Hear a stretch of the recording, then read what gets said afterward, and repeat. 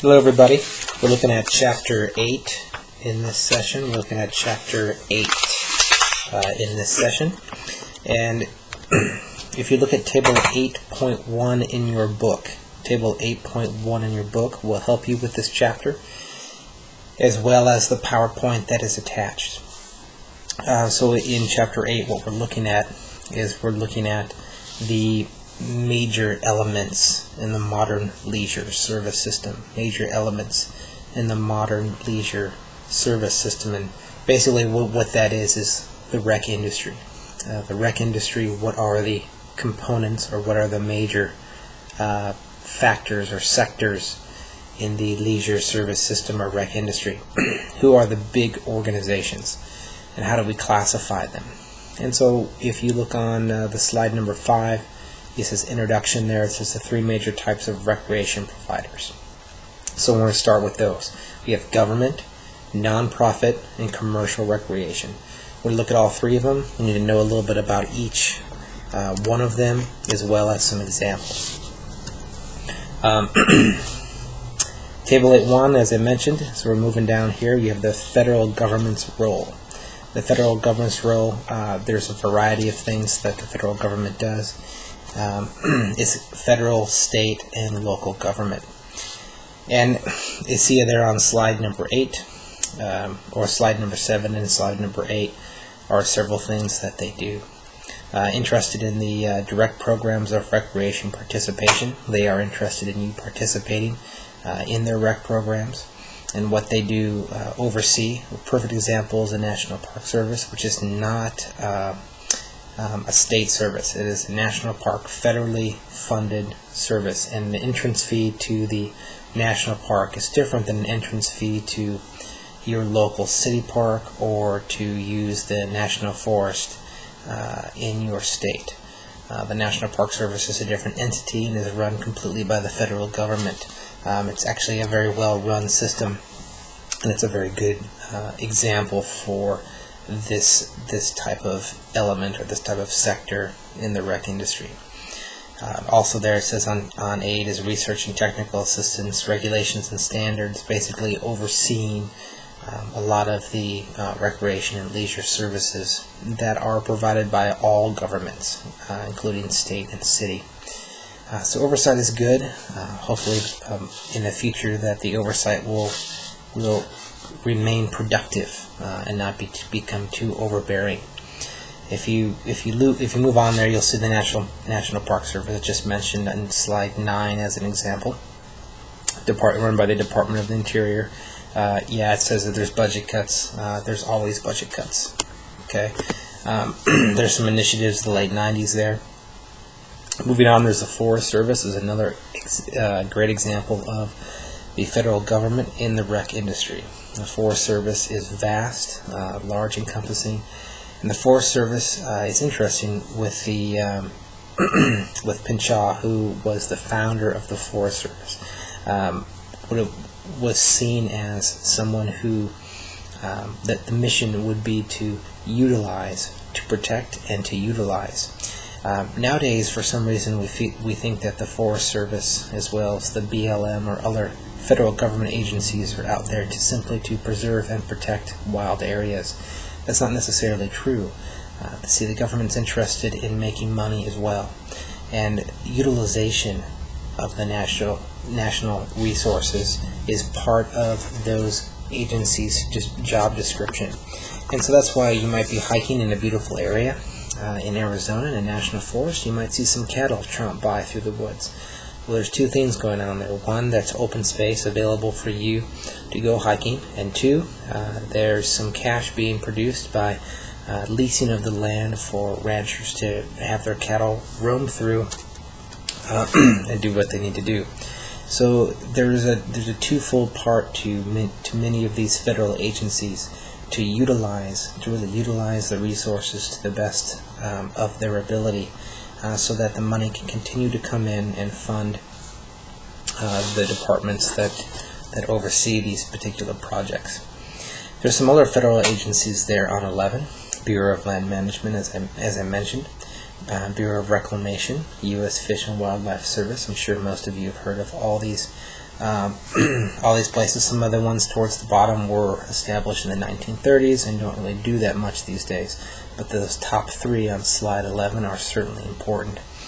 And U.S. Fish and Wildlife Service is another very good example of the federal government actually doing something worth discussing. And the U.S. Fish and Wildlife Service does a great job in regulating hunting and fishing practices. Yes, I'm sure it's a bummer to pay the fees and to do those things to fish and to hunt, but without the U.S. Fish and Wildlife Service, the balance of wildlife would not be where it is today if it wasn't for them and the other cooperating agencies, both profit and non-profit, that work with the U.S. Fish and Wildlife Service. So it's important. So there are several really good agencies here on the federal level that need to be continued to be supported and to be utilized. If you go down there, you'll see that there's some other agencies that do affect recreation, but not as traditionally as we would see it, like the Department of Health and Human Services, and it moves down there and discuss about housing and urban development. If that is interesting to you, there's a real estate class for that. Moving down, though, there's also the arts and humanities support, and there is federal money that does support that, which is part of recreation. Those that participate in art, that view art, that's exciting. And so there is some support there that tends to go up and go down, and there's more non-profit charitable groups involved in art than the federal government, but the federal government is certainly involved in it. And there's been some controversy over the years about what taxpayers should be funding in terms of what art is being promoted, what types of art, what types of art activities are being promoted by the federal government, which is all of these federal agencies are funded by your tax dollars. Moving on, you have the physical fitness and sports promotion, slide 14. And what I think is good to remember about that is that presidential fitness challenge. If you remember when you were in elementary school and you got to use the stretching machine, how far you could stretch to your toes, how many pull-ups could you do, how quickly could you run the half mile or the mile, how many sit-ups could you do, how many push-ups could you do. Pretty fun, everybody gets a ribbon. We're still in the day and age where everybody gets a ribbon even if you fail miserably at those endurance and physical strength tests, but nevertheless it's still a good thing. And it's been ramped up. It was ramped up starting in the early 2000s due to all of the research on childhood obesity. That's one of the things that the federal government puts your tax dollars into to hopefully reduce the amount of obese kids, because obesity does lead to certain types of diseases. It also makes them more prone to other types of diseases, so it's good that kids should be active, healthy, and in shape. Slide 15 talks about some outdoor recreation resources there. And then we start moving into the role of the state. So state governments, 14, so slide 15, and municipality, which means city government, is slide 16. And so on there you'll see some information about what some of the functions are at the state level and at the city level. It's important that all three government branches are in balance with recreation, and there should be plenty of funding and plenty of opportunities for all. Probably what all of you will recognize the most, which is be a good example to use on the test, is slide 17, regional and park districts. Recognizing and utilizing your regional park or your city park, which many of your city parks are beautiful.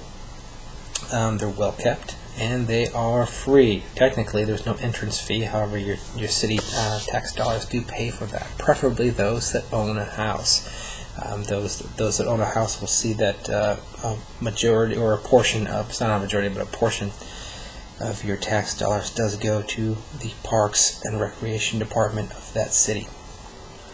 Some of you will also notice that there are city facilities such as swimming pools and tennis courts and volleyball courts and various other types of rec centers that are available for you to use. Excellent. As well as libraries and a host of other community programs available to you. Sometimes there is an additional fee, as in tax dollars are spread thin. Depending on who's allocating those funds, it depends on where they go.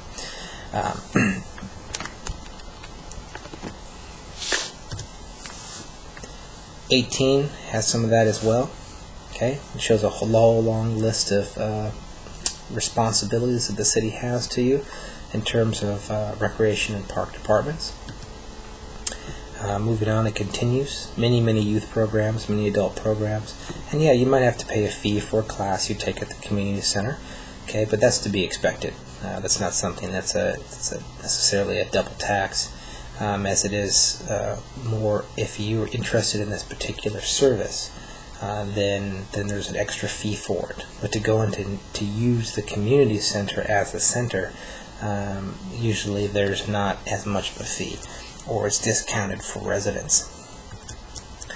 So there's several slides talking about that. Then talks about Canada, and then that one moved down to the nonprofit sector. This is going to be slide 24. Nonprofit sector, slide 24. I'll be back to talk about that.